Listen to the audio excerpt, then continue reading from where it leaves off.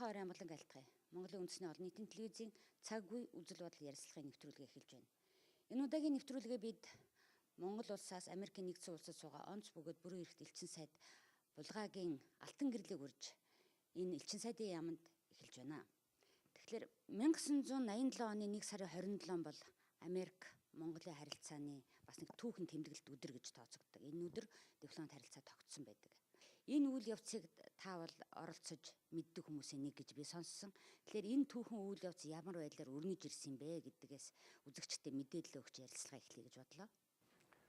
Ер нь Монголын улс Америк нэгдсэн улстай дипломат харилцаа тогтоох яриа хэлцээ бол их олон жилийн хугацаанд явагдсан. Ер нь эхлэл нь бол 1911 оны тусгаар тогтнолын хувьсгалын дараа бол эхэлсэн байдаг. Бог таан бол бас өөрийнхөө элч төлөөлөгчдийг хаалганд байгаа Америкийн консул болон Японд байгаа Америкийн элчин сайдын яамаар дамжуулан илгээлтээ явуулж дипломат харилцаа тогтоох хүсэл санал бодлоо хөргүүлж байсан төвхтэй. Тэгээд үүний дараа бол одоо нэлээд хэдэн удаа Америкийн нэгдсэн улстай дипломат харилцаа тогтоох яриа хэлцээ явагдсан байдаг. Дэлхийн 2 дугаар дайны дараа явагдсан. 70-аад оны үед бас явагдчихсан. Тэгээд энэ бүгд бол дипломат харилцааг тогтоох тэр хэмжээнд одоо хүрч гарын үсэх бол зурагдаагүй. Янз бүрийн шалтгаан байдаг. Улс төрийн болон гаднын одоо бас нөлөөлж байдаг. Тэгээ хамгийн сүүлийн яриа хэлцээ бол 1986 оны 10, 11, 12 сард Нью-Йорк хотод болсон юм аа. Тэгэхээр энэ хэлцээг тухайн үед нэгдсэн үндэсний байгууллагын дэргэд сууж байсан байнгын төлөөлөгч элчин сайд Нямдоо би тэр үед нэгдсэн үндэсний байгууллагын ерөнхий ассамблеийн чуулганд оролцож байсан. Бид хоёр Монголын талаас оролцож энэ хэлцээг хийсэн. Америкийн талаас Америкийн нэгдсэн улсаас нэгдсэн үндэсний байгууллагын дэргэд суугаа элчин сайд Болторс, түүний нэгдүгээр орлогч элчин сайд Окунаар одоо оролцсон. Тэгээ бид бол 4 удаа уулзаж дипломат харилцаа тогтоох хэлцээг хийсэн. Тэгээд 4 дахь удаагийнхан хэлцээгээр бол одоо хамтарсан мэдээллийнхаа их хувийг тохирч тэгээд Вашингтон хотод одоо 87 оны 1-р сард Нямдоогоо ирж гарын үсэг зурсан байт юм аа. Тэгээд миний хувьд бол одоо энэ эцсийн хамгийн сүүлчийн одоо дипломат харилцаа тогтоох энэ хэлцээнд Монголын төлөөлөгчдийн бүрэлдэхүүнд орж элчин сайд Нямдоогоотой энэ хэлцээнд орж тэгээд одоо үр дүнд хүрч гарын үсэг зурсан явдал бол одоо дипломат хүний хувьд бол сайхан үйл явдал.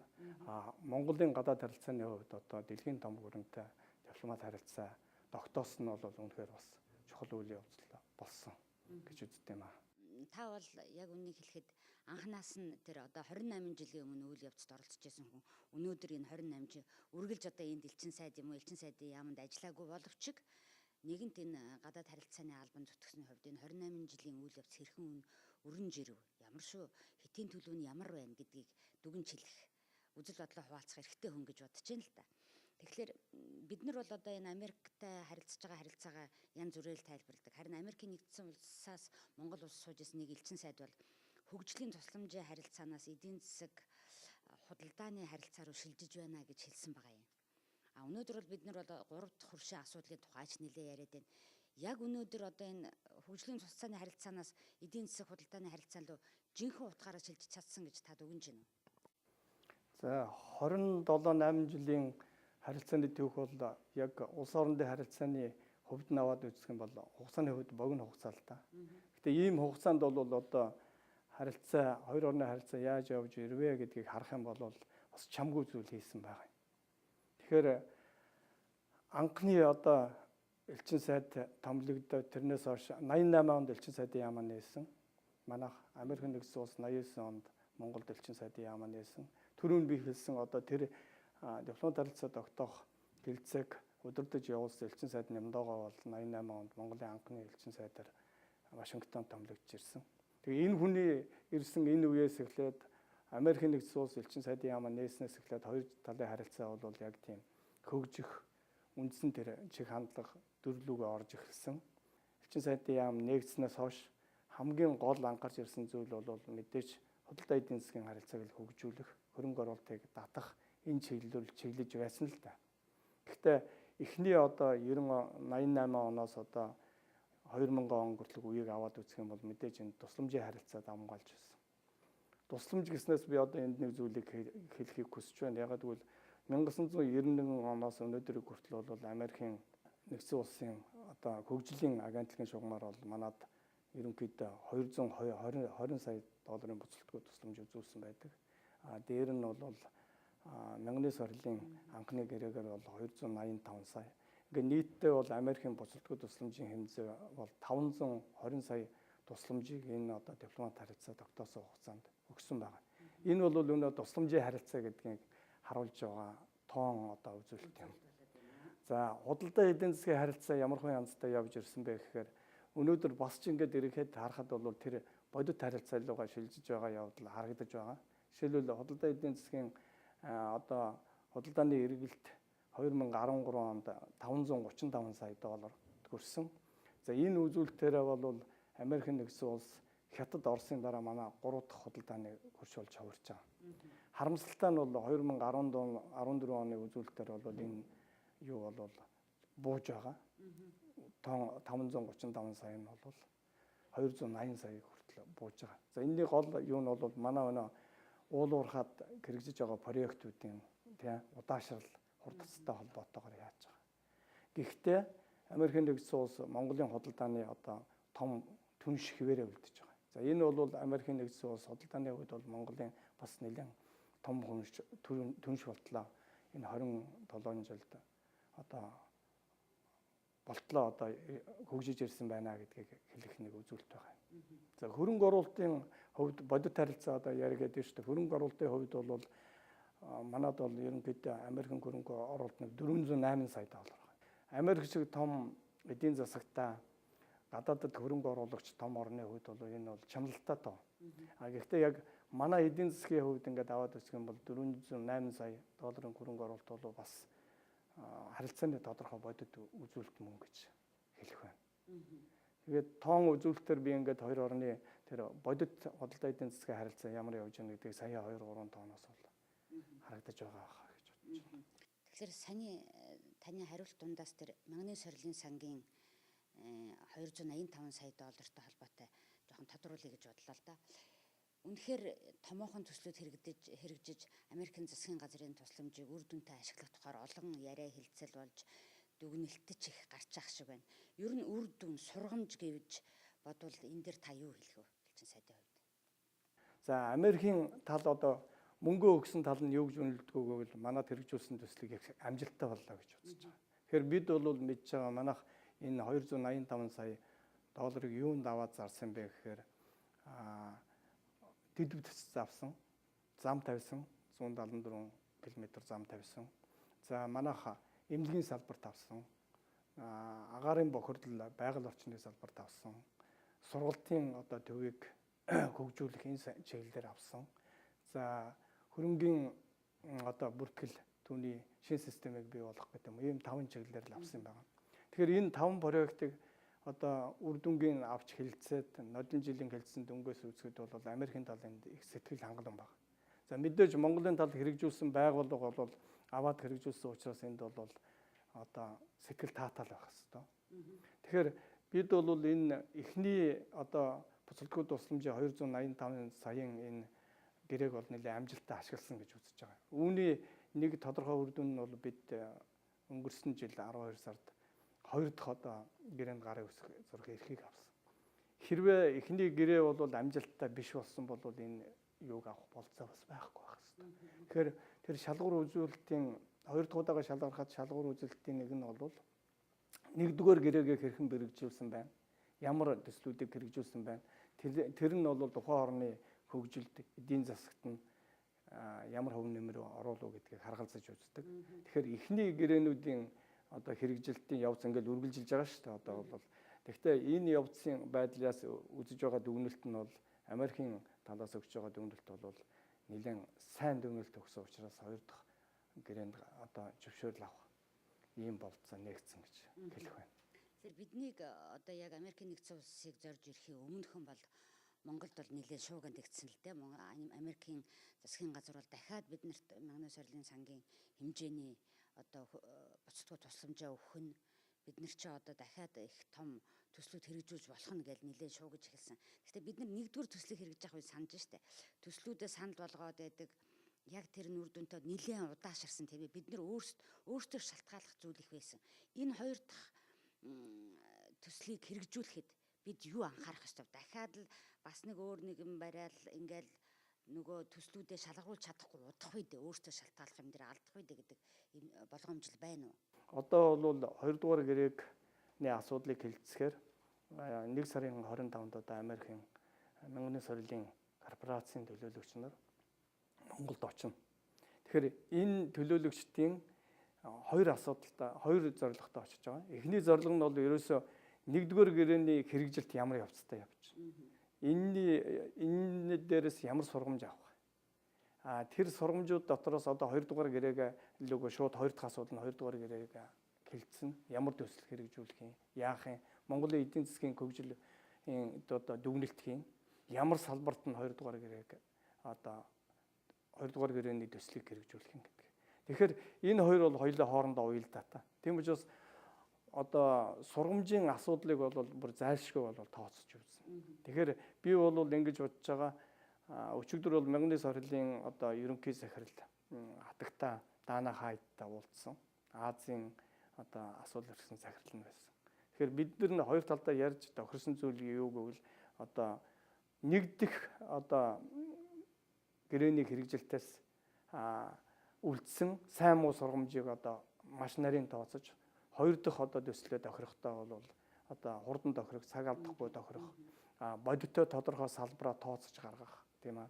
Олон юм руу мөнгө цацахгүй байх. Анханасаа энэ гэрээ хэлцээг бол нэгтнэм ба мэдээлэл сайтаагаар одоо явуулах энэ бүгд дээр анхаарах хэрэгтэй гэдэг дээр санал нийлсэн. Тэгэхээр одоо эхний төлөөлөгч нар 25-нд очоод 26-нд манайхантай манайх бол үндэсний зөвлөлдөх юуг байгуулсан байгаа. Хороо энэ мянган сорилын корпорацтай гэрээ хийх гадаадын яамны сайд бол энэ юуг даргалж байгаа комиссийг. Тэгэхээр эхний гэрээ хэлцээрүүд дээр бол манайхан их анхааралтай хандаж одоо оролцсноо гэдэгт би итгэж байна. За та итгэж байна гэж хэлчлээ тийм ээ. Би тэгэхээр нөгөө сэтгүүлч хүн чинь нөгөө хардах хэрэгтэй гэдэг шүү дээ. Тэгэхээр одоо сая засаг тур дахин эмхлэгдээд бас нэг удаачгүй байна. Энэн дээр асуудлаа мэддэг хүмүүс нь яг гол асуудал руу орж чадж байна. Бид өөрсдийнхөө зүгээс та тэр улсуудтай хэр холбоотой байгаа вэ? Одоо Монголын талынхантай та бол Америкийн талын мэдээллийг маш сайн мэдж байна. Юунд хүсэж ямар зорилгоор явж байгааг нь ч маш сайн тодорхойлж чадж байна. Тэгэхээр манай зүгээс яг хүмүүс нь үнэхээр тэр юмаа ягштал мэдж ажиллахад бэлэн байгаа болов уу? Би энэ дээр бол 90-70 гол хариулъя л да. Ягаад гэвэл миний мэдж байгаагаар бол сая бол байгуулагдсан комист бол өмнө нь мянган сорилын одоо комист ажиллаж байсан юм ажлын хэсэгт ажиллаж байсан хүмүүсүүд ороогүй гэж үзэж байгаа би. Нэг ч хүн. Өмнөх зүйлүүдийн санамжийг хадгалсан тийм хүн ажлын хэсэгт орох нь маш чухал. За энэ асуудлыг би бол яамандаа бас тавьчихад байгаа. Энүүн дээр их анхаарах хэрэгтэй байх шүү. Одоо орох хэлцээнд бол өмнөх одоо ажлыг авч явж байсан ажлын хэсэгт ажиллаж байсан улсуудыг оролцуулах ёстой байх шүү гэдэг. Энийг бол манайхан анхаарна гэсэн. За ер нь хуучин ажиллаж байсан улсуудыг бол ажлын хэсэгт оруулах, тийм ашиглах бол зайлшгүй шаардлагатай.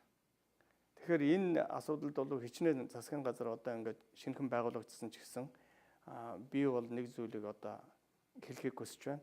Тэрэнд юуг бол одоо ерөнхий сайд сайхан бэлэг бол хэрэглэх газрын дарга сайд байхдаа бол энэ мянган сорилын эхний гэрээний биелэлтийг гаргах ажлыг гардаж хийжсэн хүн. Тэгэхээр энэ асуудлыг бол анханаас нь сайн мэдэхгүй юм байгаа.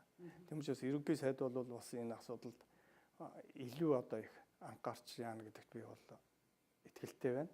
Тэгээд дээр нь бол саяын өмнөх зүйлүүдэд давтахгүй тулд одоо хуучин туршлагатай ажиллаж байсан улсууд яг гэвэл тэнд ажиллаж байсан улсууд чинь зарим нь 5 жил, тий 4 жил, 6 жил ч ажилласан улсууд байгаа шүү дээ. Тэгэхээр тэр улсуудын тэр туршлагыг бол зайлшгүй ашиглах хэрэгтэй. Тэр чинь бол асар их бичиг цаасны ажил хийгддэг дүгнэх тайлан тооцоо бичгээс ахуулаад тэр нь суралцах хугацааг одоо ядаж хэмнэх хэрэгтэй. Яг үнэн. богиносгох хэрэгтэй. Тэр улсуудыг ашигласнараа бол одоо цагч хямн ажлын үр дүнд ч гэсэн хэрэгтэй. Ерөөсөө өнөөдөр манай энэ засаг төрийн үйл ажиллагааны тийм залгамж чанар гэж юм. Ялангуяа гадаадад энэ томоохон хөршийн үйл ажиллагааг удирдах дипломат харилцаа, худалдаа, эдийн засгийн харилцааны ажлыг хариуцаж ажиллаж байгаа хүний хувьд энэ юу нь ямар харагддаг? Та бол бас ганцхан энд ч биш олон улсад сууж энэ тал дээр ажиллаж исэн хүн шүү дээ. Нэг зүйлийг хэлье. Хэрвээ та надаас гадаад бодлогын залгамж чанарыг асууж байгаа бол гадаад бодлогын залгамж чанар бол одоо бусад салбарынхаас хамгийн сайн явж байгаа. За энэ нь одоо юутай холбогдолтой гэвэл мэдээж одоо манай гадаад бодлогын үзэл баримтлал байна. Үндэсний аюулгүй байдлын үзэл баримтлал байна. Тэрч байтугай одоо батлан хамгаалах номлол байна. Энэ үндсэн баримт бичгүүд нь үнэхээр л одоо жижиг орны хувьд гадаад бодлогоо нэг цонхоор харах. Одоо өмнө хэрэгжүүлсэн зүйлийг шинэ засгийн газар, шинэ парламент гарч ирэхэд зайлшгүй үргэлжлүүлж байх чухлыг бол одоо энд бүр заагаад өгсөн байна.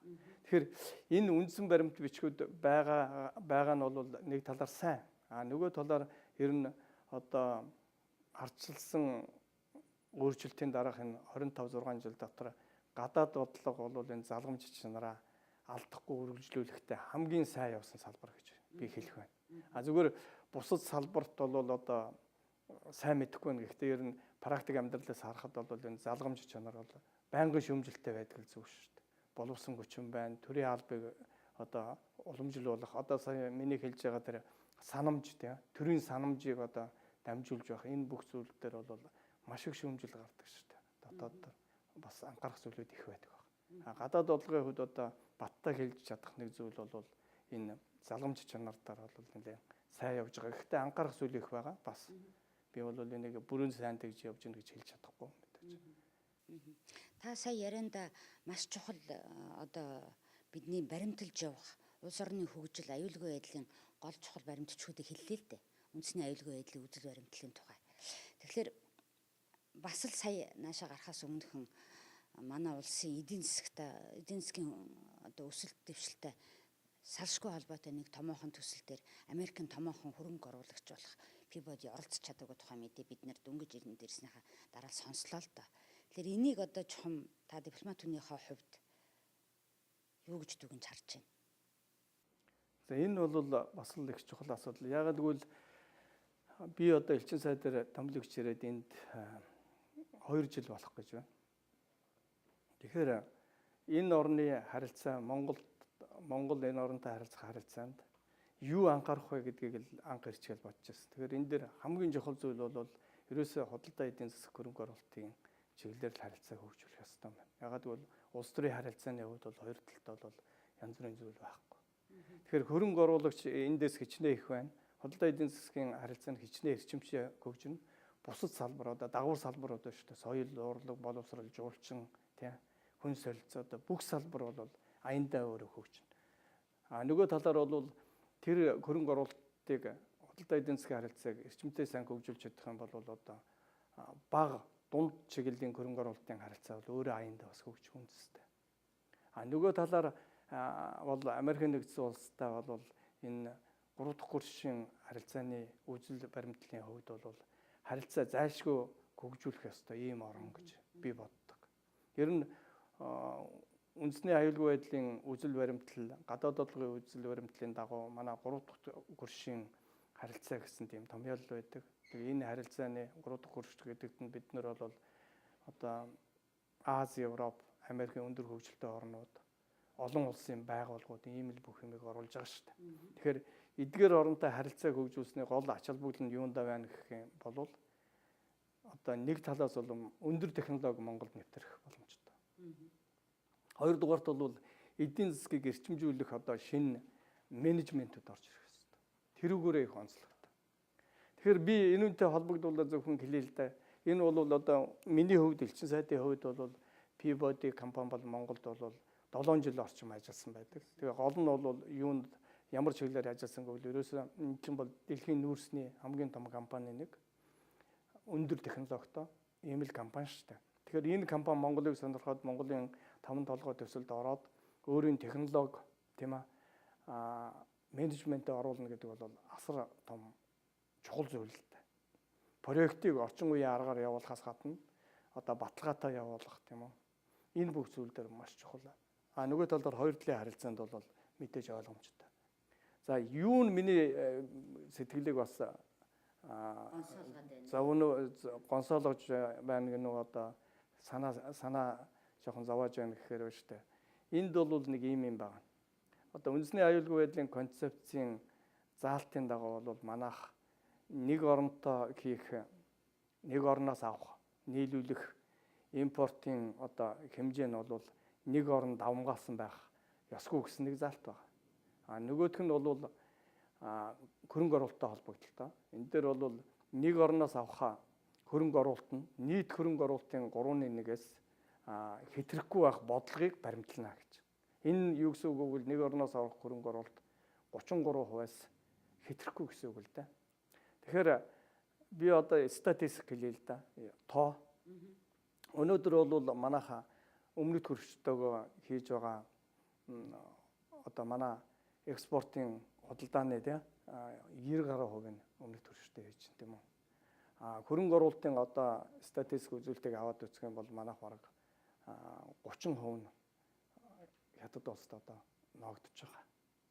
Тэгэхээр одоо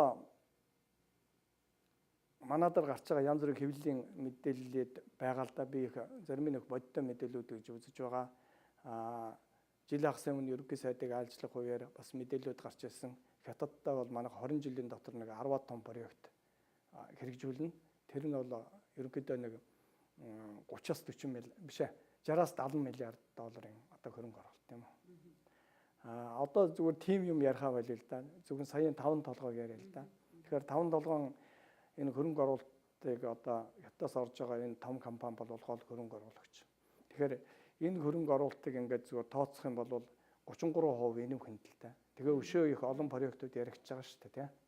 Тэгэхээр энэ үндэсний аюулгүй байдлын концепцэд үзэл баримталд тусгасан энэ заалт бол биднийг гадаад бодлого, энэ гадаадын ялангуяа худалдаа эдийн засгийн харилцаа, хөрөнгө оруулалтын харилцаагаа хөгжүүлэхдээ баримтлах үндсэн чиглэл юм л да их хурлаас баталсан. Тэгэхээр бид бол энэ чиглэлээ бас яаж авах хэвээр харж хянж байх хэвээр. Тэгэхээр ямар орны Монгол илүү ямар орны одоо хараад болж байна вэ гэсэн санал асуулга явуулсан байгаа. Өнгөрсөн жилийн судалгаалд. Эдийн засгийн хаан. Тий, эдийн засгийнхаа хувьд шүү дээ. Тий. Тэгэхээр энэ судалгааны 75% нь одоо хятадаас хамааралтай гэсэн судалгаа гарсан байна. 10% нь бол Оросоос, 5% нь Америкч гэдэг юм. Тэгэхээр энэ судалгаа чинь яг өнөө саяхан миний эдийн засгийн хэлсэн тоо бас тэр эдийн засгийн хэлж байгаа тоонууд бол дандаа бодиттой ер нь тоонууд л таажтай байсан. Саяын санал асуулгын дэм бол ард түмний илэрхийлж байгаа юу л да. Санал бодол. Тэгэхээр ард түмэн бол бас тэрийг мэдэрч штэ. 75% нь одоо нэг орноос хамааралтай. Тэгэхээр би бол энэ бүгдийг ярихдаа юу гэж хэлж байгааг бол одоо хятадын ас их хамааралтай болчлоо гэж хэлж байгаа юм биш. Ер нь хоёр хөрштэй харилцаа бол манай харилцааны гадаад харилцааны хамгийн үндсийн үндэс байх хэвээр. Бид бол хөршөө хэдэж сонгож авахгүй. Энэ бол бидний бүх амьдралын дуршин хөршүүд. Тийм учраас энэ хоёр хөрштэйгээ бол худалдаа эдийн засаг бүх төрлийн харилцааг хөгжүүлэх ёстой. Гэхдээ манай үндэсний аюулгүй байдлын үзэл баримтлал, гадаад болгын үзэл баримтлал дурдсан. Ялангуяа эдийн засгийн чиглэлээр заасан тэр заалтуудыг бол одоо үе үеийн засгийн газар, үе үеийн одоо дипломатууд энэ янз бүрийн орон сууж байгаа.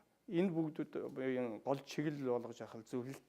Тэгэхээр саяын тэр хэлж байгаа зүйлээ бид нэр байж та цаасандаар биччихээд тэрийг баримтлахгүй байх нь бол бас одоо гадаад болгын үзэл баримтлал, үндэсний аюулгүй байдлын үзэл баримтлал гэдэг чинь үндэсний аюулгүй байдлыг бэхжүүлэх бүх заалтуудыг заасан байгаа шүү дээ. Тэгэхээр тэрийг биелүүлэхгүй байна гэдэг чинь үндэсний аюулгүй байдлаа юу үзүүлж ин л гэсэн үг шүү дээ. Ямар нэг хэмжээгээр одоо гэмтэл гэдэг юм уу, хор уршиг гэдэг юм уу тийм их том үг хэлэхэ болио л да. Тийм л юм болж ин л гэж үзэж байгаа юм л да. Peabody-гийн хувьд бол одоо ингээд ер нь бол Монголд үйл ажиллагаа явуулж хөрөнгө оруулах гэжсэн оролдлогоо 7 жилийн турш яаж гад ер нь болиодо гэсэн бодолтой болцсон гэж сонссон тэр үнэн үү?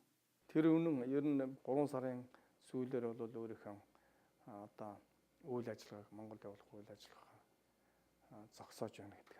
Тэгэхээр энэ бол бас хоёр талын харилцаа, ялангуяа худалдаа эдийн засгийн хөрөнгө оруулалтын харилцаанд нааштай биш сөрөг нөлөө үзүүлж байгаа зүйлтэй. Яг гэвэл ийм нэр хүндтэй компани бол өөрийнхөө офисыг үйл ажиллагаагаа зогсооно гэдэг бол. Нөгөө талаар би бас түрүүнд хэлсэн энэ дэлхийн хэмжээний том компаниудын татах явдал бол сөрөг үр дагавар нь өнөө шууд гадаадын бусад том компанид нөлөөлдөг. Эерэг үр дагавар нь мөн адилхан. Тэгэхээр Peabody гараа явж ийн гэдэг бол бас л бусад гадаадын компанид болгоомжил төрүүлэх юу болж байгаа шүү дээ. Үйлдэл бол. Та бүхэн нэгэнт энэ сэдв рүү орсноо би дахиад өөрийнхөө сонссон нэг зүйлийг танаас авалж асуумаар байна л да. Манай төмөр замын дохиоллын системийг шинжлэх тендерт Америк нэгдсэн улсын бас нэг том компани оролцоод ялж чадаагүй нэг Туркийн компани авсан гэж сонсон. Тэгээд яагаад Америкийн том компаниуд манай тендерт оролцож ялж чадахгүй байгаа юм болоо гэдэг асуулт өөрөө ирэхгүй төрөөд байгаа юм л да. Тэгэхээр энэ хоёр дахь төслийн хувьд бол арай өөр зөрүүтэй юу байгаа. Энд бол яг тендер нь 5 сард бол төр зогсоосон байгаа. Тендерийн үр дүн бол албан ёсоор гараагүй юм байна. Тэгэхээр би бол өнөөдөр General Electric компаниг одоо тэр тендерт ялаагүй ялсан гэсэн юу хэлж чадахгүй. Ямар ч байсан тендерийн үр дүн гараагүй учраас. За ер нь зүгээр Америкийн энэ хоёр том компани General Electric бол бас л их том компани. Энэ компаниуд өөртөө Монголд өөрийнхөө одоо хөрөнгийг оруулъя. Монголыг сонирхож байна гэдэг өөрөө энэ одоо үйлдэл нь бол их чухал үйлдэл юм л та. Том орны том компаниуд. Тэгэхээр энэ компаниудыг одоо тэд нар бол одоо юу гэдэг төмөр замын тохиоллын гэхэд технологи нь бол дэлхийн хэмжээний технологи байгаа шүү дээ. Тэгэхээр тэр технологиг Монголд аваашиж оруулна гэдэг бол үнэхээр чухал зүйл л дээ. Тэгэхээр би бол одоо зүгээр энэ хоёр дахь төслийн үр дүн ямар гарахын сайн мэдэхгүй байна. Гараагүй юм байна. Би энэ бүхнийг асуугаад байгаагийн учир юу вэ гэхдээ зэрэг би бас л тантай ярилцлага хийхин тулд зарим нэг мэдээ материал уншиж хахад бол тэр Америкийн нэгдсэн улс өөрийнхөө гадаадад үйл ажиллагаа явуулж байгаа одоо компаниудад тийм гадаад дахь авилгын эсрэг том хуультай улс юм аа гэж сонссон л доо. Тэгэхээр бид нар өнөөдөр авилгын асуудлаар бидний хамгийн одоо хүндүр цэг гэдэг юм уу да болцоход байгаа энэ үед бид нар Америктай харьцахдаа энэ талаас нь энэ маань одоо Америкийн томоохон компаниуд хөрөнгө оруулагчид орж ирэхэд энэ хуулийн үйлчлэгийг манайд ягаад гэвэл авилга нэгэнт бий болцсон улс болохоор тэгээд байна уу гэдэг тийм сэжиг байж болох уу? Тэгэж хардаж болох уу? Болно. Тэргүүний хөгжилтэй орнуудын өндөр хөгжилтэй технологитой орнуудын авилгалын эсрэг хууль чанга орнуудын одоо хөрөнгө оруулалт манад орж ирэх явдал бол тийм их сайн биш байгаа шүү дээ. Одоо зөвхөн Америкийн жишээн дээр гэхдээ. Тэгэхээр энэ бол яг өөрөө чинь хэлж байгаа шиг нэг чухал шалгуур нь мөн л тэр орон тэр авилгад автагдсан. Төсөл хэрэгжүүлэхэд орчин нь ямар байдیں۔ Хууль зүйн болон бусад орчин. Тэгэхээр авилгалтай одоо энэ тооцох авилгал хэрэг байна гэдэг энэ хэмжүүр шалгуурыг хөрөнгө оруулах одоо тооцох асуудал бол Америкийн компаниуд хамгийн чухал шалгуурын нэг. Ерөөсөө энийгээ бол бид нэр ил тод хэлдэг л дээ.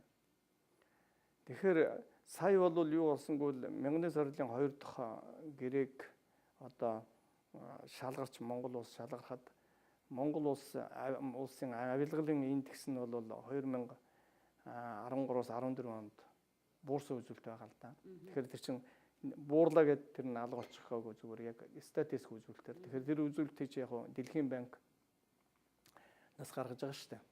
Тэгэхээр тэр буурсан жоохон үзүүлэлт бол бас хөв нэмэр болсон. Гэхдээ том компаниуд одоо Монголд том проект, том төсөл дээр орох тэр нөхцөл нь бас сайн байна уу гэвэл сайн биш. Ялангуяа энэ авилгалын асуудлыг бол ерөөсөө яг яриа хэлцээнд явцад бол шууд л ярьдаг байхгүй юу.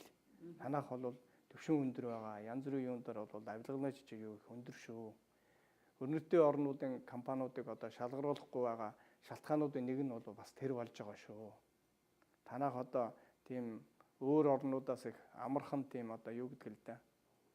Хөнгөн одоо тэр мөнгө олох тийм хөрөнгө оруулалтыг олох тэр тим оронтойгоо бол их урдан юугээ хийгээд байдаг шүү гэсэн үг. Тэргээ бол энэ Америкийн хувьд л элдэн далангуу хэлдэв. Тэгэхээр энэ авилгалын манай орчин, авилгалын энэ одоо төвшин шууд хөрөнгө оруулагчид би нөлөөлж байгаа нэг чухал тийм сөрөг хүчин зүйл гэж боддгийн хувьд. Та бол олон юмн дээр бас ийм үг сонсоход улалдсан үз. Гэхдээ тэгэлгүй яах вэ? Энэ чинь тэгтээ бол би бол бас өөрөө орныгоо төлөөлж байгаа хүн чинь бол тодорхой бас зарим зүйлийг хэлнэ. Саяын тэр өнөө Дэлхийн банкны ч гэдэг юм уу тэр статистикийг хэлнэ. Бууж байгаа штэ та нар харж байгаа биз дээ. Тэгтээ тэр чинь жагсаалтыг харах юм бол манайх чинь бас л олон орны ард байгаа штэ. Авилгалын юугаар энэ тэгсэр. Тэгэхээр та бол одоо энэ гадны хөрөнгө оруулагчдын өмнөч өөрийнхөө үгийг хэлж улс цагтаа уулзаж бардам байх цагтаа үзүүлэлтээ улс орныхаа сайн үзүүлэлтээр бардамдаж ил явдаг хүн байх тийм үү. Тэгэхээр би бол одоо бас ингээд сурвалжлага ярилцлага хийж явж хахад гадаадын хүмүүсийн гайхдаг нийгэм юу гэвэл үгүй танад чинь хинийн яг асуудлыг шийдэх юм бэ? Их хурлын гишүүн ирэх юм, шийдчих юм шиг ярих юм. Сайд нь ирэх юм, шийдчих юм шиг ярих юм. Ерөнхийлөгч нь ирэх юм, ерөнхий сайд нь ирэх юм. Гэхдээ яг хинийн шийдэх ёстой юм бэ гэдгийг ойлгохгүй байсаар хагаад олон асуудал үлдсэн жишээг би сонсч байсан л да. Танд ийм тохиолдож байна уу? Тохиолдож байна. Ер нь юу л та. Би түрүүн одоо нэг зүйлийг өөр чинь бардам хэлсэн. Одоо бас нэг ганц нэг үгнээсээ буцмаар байна. Юу гэвэл одоо гадаад харилцааны залгамж чанар тэр бол нэлээд сайн явж байгаа шүү гэж сайн явж байгаа юм би бас анхаарах юм би гэж бас би хэлсэн. За тэрний тэгээд нэг цонхоор харах асуудал. Ялангуяа жижиг оронд гадаад ер нь жижиг орон манайх шиг жижиг орон далаад гарцгүй орны өөрийн одоо амьдрах гол чадвар нь хаана байна гэвэл гадаад бодлогонд л байгаа шүү дээ. Гадаад эдийн засгийн бодлого хэр хүчтэй хэр сайн явж байна гэдэг. Тэгэхээр манад өмнөхөр нэг зүйл байгаа. Энэ янз бүрийн одоо дарга албан тушаалтангууд ирж өөрийнх нь одоо аманд орсон юмыг ярьдаг, амлдаг. Ер нь худлаа ярина бас. Тэгэхээр энэ бол гадаад оролцоонд ерөөсөй байж болохгүй зүйл л дээ. Би бол энийг ерөөсөй төвчиж чаддгүй. Энэ худлаа ярих асуудлыг бол гадаад харилцаанд худлаа ярих тухай асуудал байхгүй. Жижиг орон ч амлаад байх юм байхгүй шүү дээ. Манайх шиг орон ямар том орон биш дээ тийм. Худлаа ярина гэдэг нь одоо жишээлх юм бол юун дээр худлаа яриад ах юм? Та нэр хэлэхгүй би таних нэр хэлээж. Үгүй одоо зүгээр нэг жишээ хэлээ л да. Би одоо P-body гэдэг өөрөө дурдчихлаа тийм. 7 жил ажиллаа шүү дээ. Тэгэхээр P-body-ийн асуудлыг бол бас Америкчин том хөрөнгө оруулагчтайгаа эрх ашигыг хамгаална шүү дээ. Том орон чинь бол эднийх чинь өөрийн одоо гадаад бодлого нь эдийн засгийн гадаад бодлого шүү дээ. Энэ том компаниудынхаа эрх ашигыг л хамгаалах гадаад бодлого шүү дээ. Тэгэхээр тэр Монголын том уурхад бол өөрийнхөө компанийг оруулъя. Тийм. Өөрийнхөө компанийг оруулах сонирхол байна шүү дээ. Тийм учраас P-body-г Монголд одоо төсөлд нь ороосоо ялаасаа гэдэг асуудал дээр бол одоо төрийн департамент, цагаан ордон, конгресс гэдэг бүгд л дэмжин шүү дээ. Бүгд л ярина шүү дээ. Тэгэхээр энэ 6-7 жилд энд бол маш олон улсууд ирж ирсэн. Манай сайд дарга нар өндөр түвшингийн, дээд түвшингийн. Тэр бүгдтэй энэ асуудлыг их баг хэмжээгээр хөндөгч байсан. Манайхан бол бүгд л хэлж байсан. Болно. Танах орох ёстой өндөр технологи гэж. Тэр технологийг яаж хэрэгжүүлж ийн гэдэг тэр үйлдвэрлэлээр нь маш олон улсууд ирж үзэж байсан. Энд бол одоо зөвхөн тэр манай засаг төрийн сайд дарга нарыг төдийгүй сэтгүүлчдийг бизнесийн хөвшлийнхнийг аваачиж үзүүлж байсан. Манайх ийм технологитой, ийм дэлхийн хэмжээний одоо үйлдвэртэй, ийм л технологиор нүүрсээ олборлож хэрэгжүүлдэг газар шүү гэж. Тэгэхээр тэр бүх улсууд бол амлал үеийн засгийн газархан тэгэл явсан. Өнөөдөр тэгээд үр дүн бол өөрөөр л байгаа шүү дээ. Гэхдээ би бол энийг байж та өнөө засгийн газар буруу шийдвэр гаргачлаа гэж байгаа юм биш. Ягаад гэвэл энэ засгийн газрын тэр одоо шалгуур үзүүлэлтүүд байх л ёстой шалгуур үзүүлэлт. Тэрийг бол P-body хангаагүй юу гэвэл хангаагүй тэр шалгуурыг. Ерөн зүгээр өндөр технологиг авах гэдэг асуудал өндөр хөгжилтэй орноос энд бол янз бүрийн шийдэл байх хэрэгтэй. Эдийн засгийн шийдлийг харж болно, улс төрийн шийдвэрийг гаргаж болно бас. Тэгэхээр улс бүр өөрийнхөө тэр юг тооцоочл гаргах хэрэгтэй. Дандаа эдийн засгийн ашигтай ажиллана гэх юм бол одоо өнөө миний түрүүний хэлдгээр тэр хамгийн болцоотой мөнгөтэй тэр улстай л эдийн засгаа хөгжүүлнэ шүү дээ. Бусд нь бол арай өндөр шалгуур тавьдсан байж. Тэгэх юм бол яг өнөөдөр гадаад долгийнхаа үзэл баримтлал, үндэсний аюулгүй байдлын үзэл баримтлалаа мөрдөж чадах байна шүү дээ. Дараагийн миний асуудал юу вэ гэвэл Америкийн нэгдсэн улс маань ерөөсөө монголчууд, монгол иргэн хамгийн олноор оршин суудаг одоо бүгд найрамдах Солонгос улсын дараа орж штэ. Өнөөдөр энд 28 мянган монгол иргэн. За тэгээд Америкийн иргэншил автсан олон хүүхдүүд. Өөрөөр хэлэх юм бол Монголоос Америкт цагаачлан сууж байгаа 1, 2, 3 дахь үеийнхэн гараад ирсэн байгаа тохиолдолд тэдэнтэй холбоотой ярианд л хандъя гэж бодож байна л да би. Тэгэхээр бид нар сая бас нэлээд олон хотоор орж янз бүрийн хүмүүстэй уулзаж нэвтрүүлэг бэлтгэж явж байна. Давхар иргэншлийн асуудлыг их асууж байна. Өөрөөр хэлэх юм бол одоо спортын маш өндөр амжилтанд хүрэх найдвартай тийм хүүхэд нь энд төрсөн.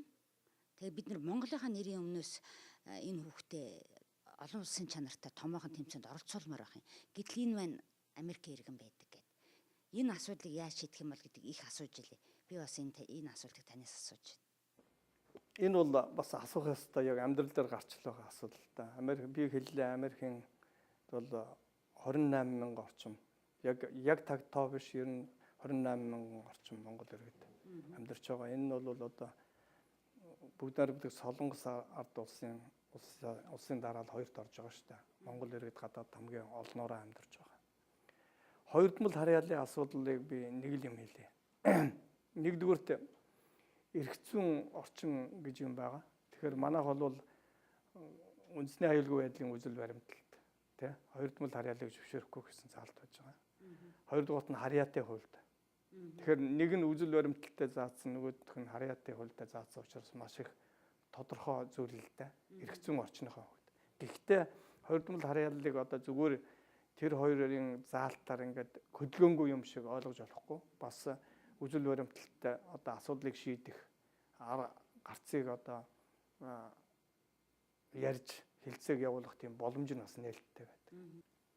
За Америкийн хувьд бол энэ яг тийм учраас тодорхой орны хувьд одоо ингээд шийдэхэд их хэцүү шүү дээ. Ягаад гэвэл энэ концепцийн заалт, хуулийн заалт хоёртой л тодорхой хэмжээнд бас өөрчлөлт оруулж яж улс оронтой яриа хэлцээ явуулах тэр юу нь бүрдэн шүү дээ орчин.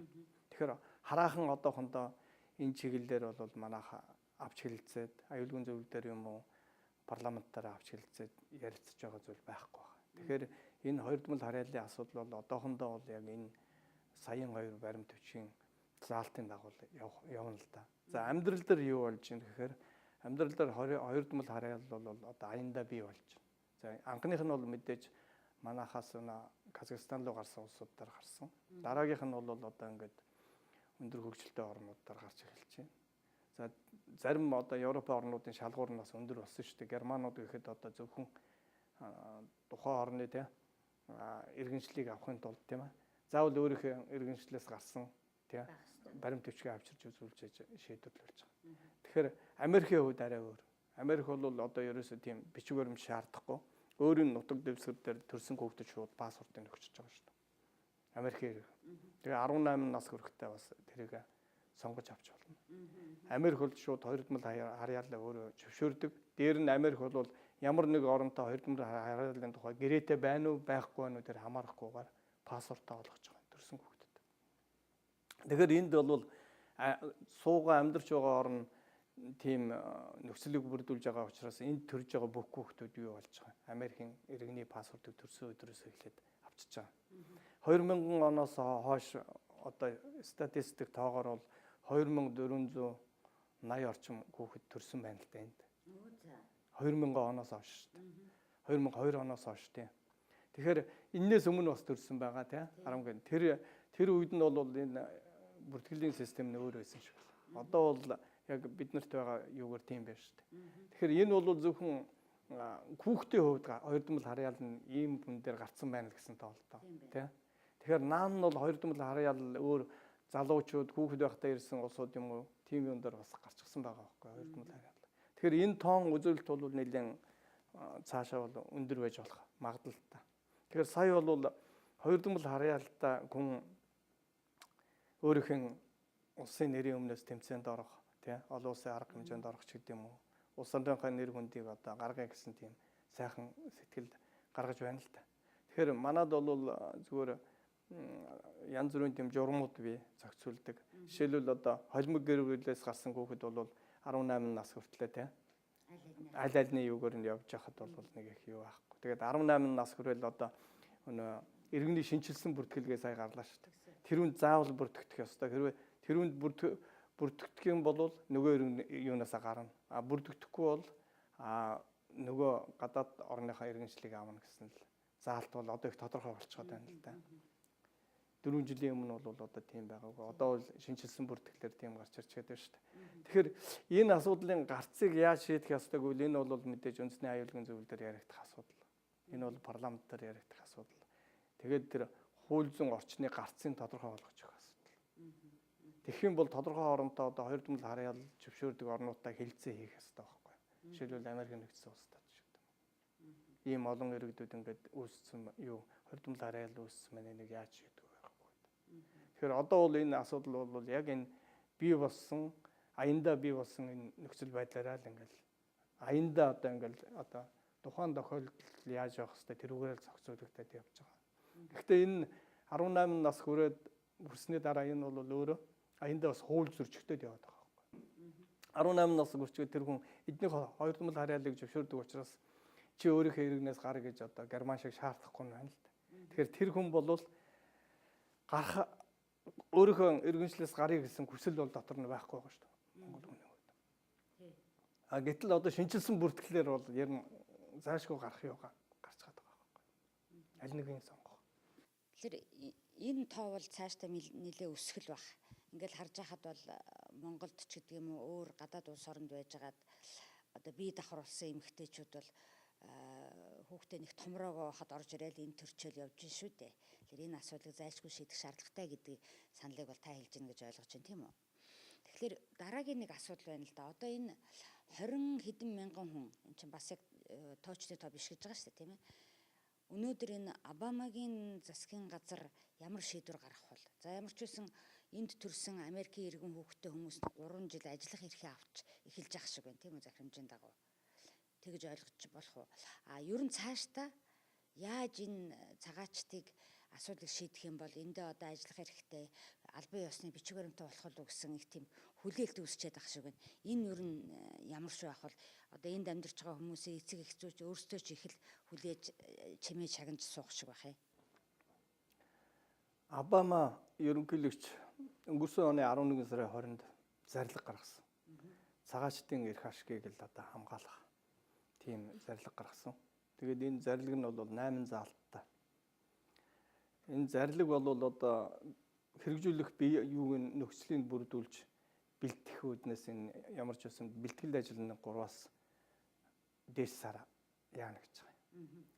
Үргэлжлэн дээр чинь зохион байгуулалтын асуудлууд байгаа тийм маш одоо олон бичиг баримтын өгөх олгох гэдэг юм уу тийм. Тэгэхээр боловсон хүчний ч асуудал байдаг байна.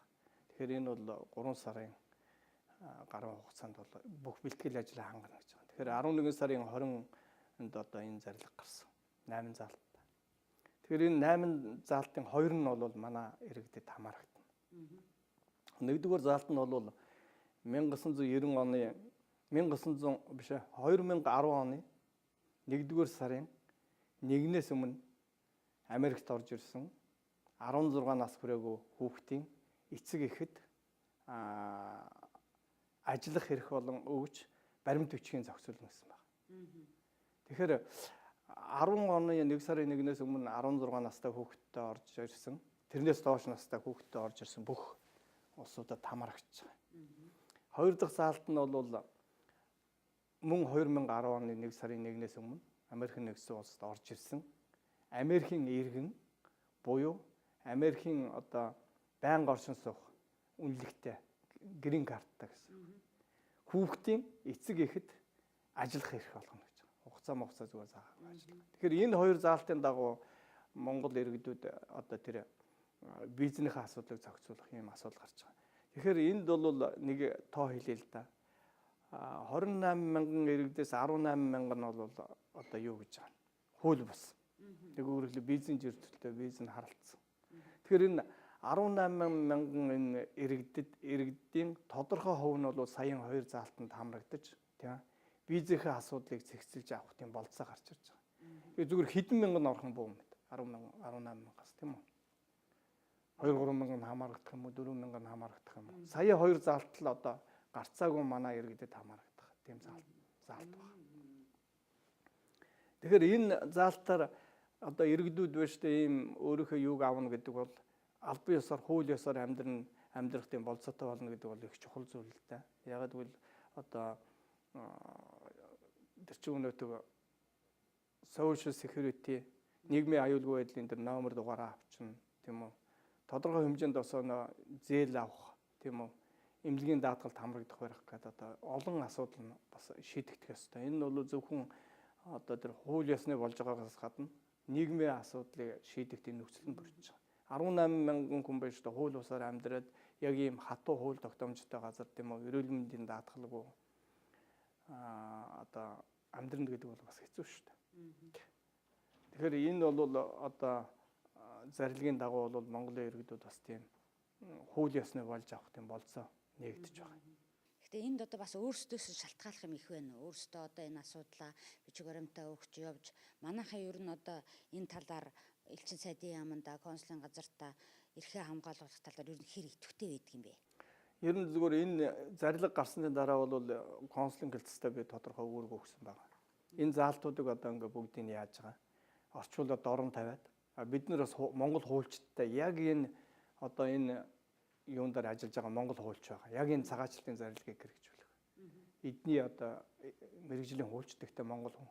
Тэгэхээр тэр хүнээс зөвлөгөө аваад бид нар тодорхой тайлбаруудыг элчин сайдын яамны сайтаар тавьж байгаа. Яг гэвэл анханаас нь манай иргэдүүд одоо энийг мэдчих хэвээр. Тэгэхээр саяын 2 заалт бол их тодорхой заалт байгаа шүү дээ. Тэгэхээр энэ заалт л одоо манад яах хэвээр иргэдэд хамаарагдана. Бусд нь бол шал өөр заалтууд байгаа. Ер нь гадаадад ажиллаж амьдарч байгаа монголчууд гэдэг маань энэ одоо 90-ад оноос хойш л ихсэн энэ одоо нүүдлэхүүдээ хүмүүс хэдийгээр өөрөөсөө амьдралыг болгоод явж байгаа юм мэт боловч улс орныхаа эдийн засагт ар гэрийнхэндээ маш том хувь нэмэр оруулж байгаа ийм хүмүүс шүү дээ.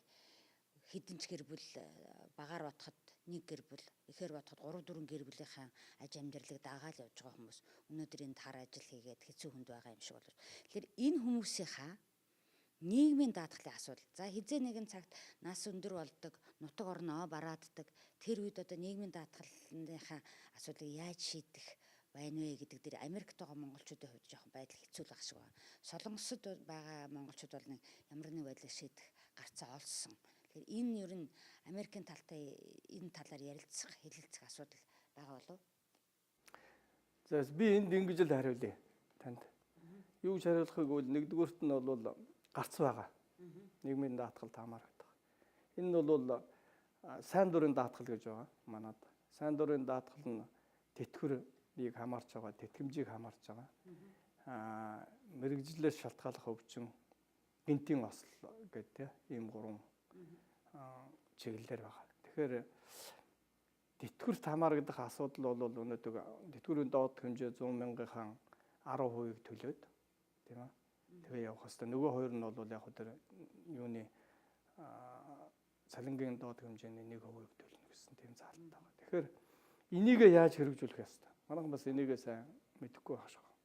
Энийг хэрэгжүүлэхэд бол тухайн хэрэгэн бол өөрийнхөө харьяалагдж байгаа дүүргийн даатгалын газар хамаарагдана. Очно. Тэгээ гэрээ байгуулах хэрэгтэй. Тэгэл одоо саяхан гэлсэн тэр юуг суутглаа. Даатгалынхаа мөнгөийг төлөө явахад бол тэтгэвртэй одоо насандаа хүрэхээр бүрэн хамрагдаад ажил таслаа юу ажилласан жилийн тасраагүй гэдгээр явах болцоотой байна. За хоёр дахь зүйл нь та өмнөд Солонгосын юуг хөндөж ярьлаа л да. Тэгэхээр энд хамруулах асуудал. Тэгэхээр байнгын орсон суугчийн үнэлгээтэй грин карттай бол эднийд бол нэг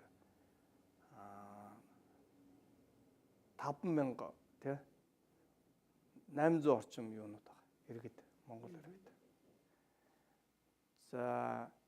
За эдний иргэн болсон улсуудаар бол энийг хамаарагдаад байхгүй. Тэгэхээр энэ байнгын оршин суух юутай улсууд бол эдний даатгалын системд хамрагдах бололцоотой. Тэгэхээр энэ 5,000 одоо 800 орчим иргэдийн 10% нь бол эдний эрүүл мэнд нийгмийн даатгалд хамаарагдаж явж байгаа. За бусад 90% нь тий байнга оршин суух юутай мөртлөө хамаарагдахгүй байна.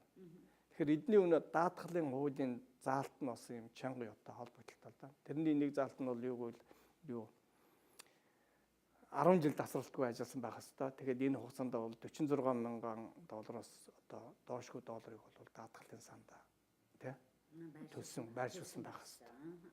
Тэгжээж тэр хүн нийгмийн даатгалынхаа юм уу хүртэх тий тэр бүх нөхцөл нь бүрдэг. Тэгэхээр манайхан ч одоо ингээд тэр мөнгийг тэгээд өгчих хүн байхгүй шүү дээ. Одоо өөрөө хэллээ. Ар гэртээ гуйдаг. Хүүхдүүдийнхээ сургуулийн төлбөрийг яадаг. Орон сууцаа сайжруулах бүх ард талдаа бүх юм явуулж байгаа шүү дээ.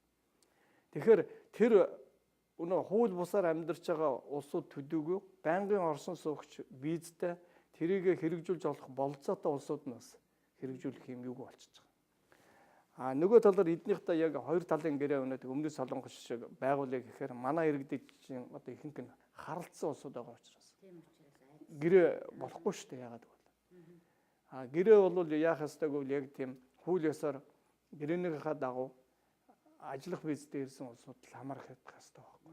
Тэгэхээр бэрхшээл бол энд байгаа. Гэхдээ гарцыг нь бол би хэллээ. Монголын хуулийнхаа хувьд хамаарагдаад явах гарцсан тэр. Америкийн хувьд хамаарагдах юм бол одоо мэдээж төвхтэй тий. Харалсан улсууд бол ямар ч даатгалгүй л явж байгаа шүү дээ. Нийгмийн даатгал байхгүй, эрүүл мэндийн даатгал байхгүй.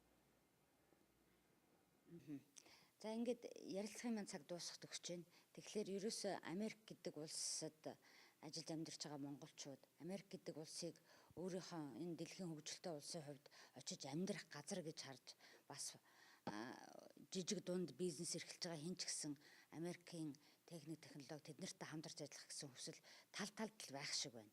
Тэгэхээр ер нь ярилцлагын төгсөл би танаас юу гэж асууж байна гэхээр одоо мэдээж хэрэг дээд түвшний дипломат харилцааны өндөр түвшний харилцаа, худалдаа эдийн засгийн улс орны хэмжээний харилцаанаас гадна хүн хоорондын харилцаа хөгжих боломж юу н Америкт ямар байдгийг. Одоо Америкийг дэлхий жижигхэн болчих хүмүүс их наашаа цаашаа зоршдог, өвөлдөө хурцрээд өвлждэг хүмүүс олон болчих ах トゥ амраг садан дээрээ ирээд. Тэгэхээр энийг та ямар боломж гэж харж манай үзэгчдэд энэ таар өөрийнхөө бодлыг хэлэх бол. Ер нь энэ Америк бол тэгж ярьдаг штэ. Маш их боломжийн орн, хүнд боломж олгодог тий. Тэр нь үнэн үгүй амьдрал дээр үнэн. Энэ бол хамгийн боломж олгодог орн. Гэтэ энэ оронд зүгээр одоо нэг жуулчны визээр ирээд харалцахад тэгээд тэр боломжийг ашиглаад одоо бизнесээ хийн, амьдралдаа сайхан авч явна гэх юм бол бас их бэрхшээлтэй шүү дээ. Хууль дүрм нь хатуу чангаар. Би нэг бас нэг тоо хэлээ л да. Одоо жилд бол Америкийн элчин сайдын яамнаас виз аваад Америкт ирж байгаа Монгол иргэдийн тоо 10,000 байна жилд. Тэгэхээр бас чамлалтгүй тоо шүү дээ. 10,000 монгол хүн виз аваад Америкт ирж байгаа гэж. Албан ажиллаар ирж байгаа улсууд маш цөөн гэж бодоход тийм үү. 10,000-аас бүр доор хаяад 9,000 жуулчин юм уу хувийн шугамар өр хүүхдтэрээ ирэх бизнес хийх гэсэн энэ чиглэлээр ярьж байгаа. Энэ бүх ирж байгаа улсууд бол байна шүү дээ. Одоо манай хүмүүс шиг овсгоотой, сүүхээтэй юмыг их олон талаас нь хардаг болсон. Зүгээр Америкт ирлээ ч гэсэн хүүхдтэйгээ уулзчаад явах юмсан биш. Энд одоо ямар технологи байд юм байна, юу хөгжүүлж болох юм байна, яах юм байна гэдгийг дандаа харж тий судалж явж байгаа. Тэгэхээр энэ утгаараа бол би тэгж бодож байгаа. Энэ бол их боломжтой орн, болцооны орн. Дээр нь бол энд ажиллаж байгаа энэ 28,000 хүн байна. Дээр нь одоо ирж байгаа 10,000 хүн байна. Нийтдээ ингээд 38-40,000 хүн бол Америктэй жилд одоо ямар нэгэн харилцаанд орж тэ энэ орныг харж үзэж байна шүү дээ. Тэгэхээр энэ бүгд бол үнэхээр болцоо олгож байгаа юу гэвэл олгож байгаа.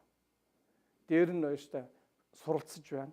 За одоо суралцагчдын тоог бол янз бүрээр байж байгаа 4,000 орчим гэл 1,500 бол одоо ихтэй сургуульд.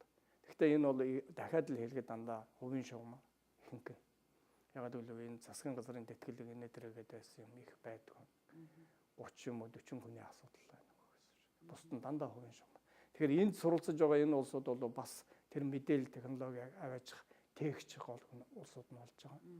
Тэгэхээр энэ бүгд л бол бас л нүнэ тодорхой хэмжээнд харилцааг хөгжүүлэх тийм хөшөөрөг болж өгч байгаа шүү дээ.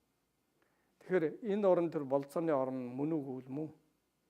Би бол мөн л гэж хэлж байна. Ямар ч хэсэн таны өнөөдөр дипломат албанд ингэж ажиллаж энд ажил амьдралаа зориулж яваа хүний хувьд бол энэ том улсад Монгол улсаа төлөөлж сууж байгаа хүний хувьд бол эргээд мэдээжээ хэрэг хамгийн гол нь шийдвэр гаргагчдад хандаж хэлэх заримдаа одоо бүр сануулмаар ч юм шиг тийм юм байдаг баг. Таны гол ажил энэтэй холбоотой байдаг баг. Тэгэхээр аль аль талын энэ дунд та одоо энэ том гүүр болж байгаа хүний хувьд яг хэлмээр заримдаа сануулмаар ямар үг байдаг вэ? Би ч одоо зүгээр элен далангуу бол хэлэх юмаа бол одоо ямар ч төвшингийн улсуудын харилцаатай холбогдолтой зүйлээ бол хэлдэг л дээ. Хэлдэг, бичдэг. Ерөн зүгээр гадаад харилцаанд хамгийн чухал зүйл бол худлаа ярихгүй л асуудал. Энэ угаасаа гадаад харилцаанд байх эсвэл зүйл л дээ. Чи улс хоорондын харилцаа ярьж байгаа шүү дээ. Хүмүүс хүртэл хоорондоо бол яадгүй үсттэй. Одоо бол худлаа ярих нь бага үсттэй. Бага болж байгаа үсттэй. Тэгэхээр улс хоорондын харилцааны зөвхөн энэ этикийн асуудал биш л дээ. Улс хоорондын харилцааны асуудал одоо тэр худлаа ярих юм бол тийм. Энд маш хор уршигтай. Улс хоорондын харилцаа бол итгэлцэлтээр тулгуурлаж байдаг. Тэгэхээр тэр итгэлцлийг багасгах сөрөг хүчин зүйл болж байгаа. Тэгэхээр тэгж л болохгүй. Ерэн зүгээр харилцаан дээр гарч байгаа бүх зүйлийг элчин сайд хүн бол өөрийнхөө төр засаг тийм үү. Тухайн үед нь мэдэгдэж байр сууриа илэрхийлж санал бодлоо хэлж явах хэрэгтэй. Би бол тэрийг бол чөлөөтэй хэлдэг, ярьдаг. Манай засгийн газар үеийн одоо сайд дарган нар хүлээж авахыг авдаг, хариулдаг, зөвлөдөг над. Тэр бол байнга л үргэлжилж явж байдаг юу л та процесс. Гэхдээ та асуугаад байгаа учраас би бол одоо саяны дээр юу гэж хэлэх вэ? Энэ нь бол зөвхөн гадаад харилцаан дээр ч биш л дээ ер нь. Бүх юм дээр л одоо утлаа хэлнэ гэдэг бол их юу шүү дээ. Хор уршигтай зүйл. Тэгэхээр ийм зүйл байгаа нь л харамсалтай байхгүй. Тийм учраас энийг байхгүй байлгахсан л гэж. Хувийнхээ хувьд яг тэрийг л хэлэх байна. Асууж байгаа учраас. За ингээд их ажлынхаа зав заагаар бидэнд цаг гаргаж манай нэвтрүүлгийн урилгыг хүлээж авч манай үзэгчтэй элен далангүй санал бодлоо хуваалцсан элчин сайд танд баярлалаа. Ингээд танаа элчин сайдын яамны та бүхний ажилд цаашдаа өндөр амжилтыг хүсээрэй. За танаа телевизийн хамт олонд танаа Америкт ажиллаж байгаа танаа багийн хамт олонд ажлын их амжилт хүсье. Тэгээд хамгийн гол нь одоо энд ирээд элчин сайдын яам дээр ирээд энэ өөрийнхөө нэвтрүүлэгч урьж оролцуулсанд бас их талархалтай байгаагаа хэлье. За баярлалаа. Та бүхэнд бас ажлын өндөр амжилт хүсье. За баярлалаа. Цаг үе үзэл бодол нэвтрүүлгийн энэ удаагийн дугаар үгээр өндөрлж байна. Анхаарал үзэгч та бүхэнд баярлалаа.